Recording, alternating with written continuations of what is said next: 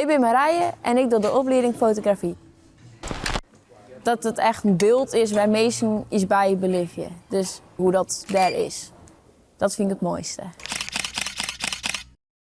Ja, mijn passie is wel echt de natuurfoto's. Dat vind ik gewoon het allerleukste om te doen.